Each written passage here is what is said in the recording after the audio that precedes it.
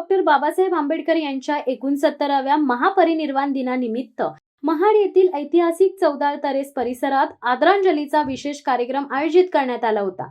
या कार्यक्रमात राज्याचे मंत्री महोदय भरतशेठ गोगावले यांच्यासह विविध शासकीय अधिकारी आणि भीम सैनिकांनी मोठ्या संख्येने उपस्थित राहून महामानवास विनम्र अभिवादन केले।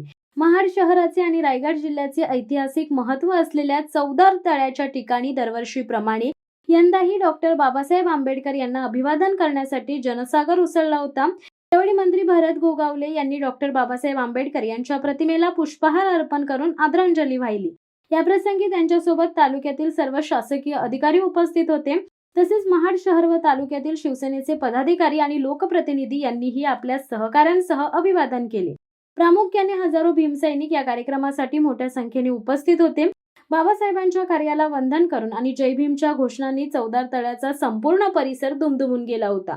महामानवाच्या स्मृतींना उजाळा देण्यासाठी या कार्यक्रमाचे यशस्वी आयोजन करण्यात आले। शिवसत्ता टाइम्ससाठी रेश्मा माने, महाड। दे धडक बेधडक वृत्त देणाऱ्या आपल्या शिवसत्ता टाइम्स न्यूज चॅनलला लाल बटन दाबून सबस्क्राईब करा आणि बेल आयकॉनला क्लिक करायला विसरू नका।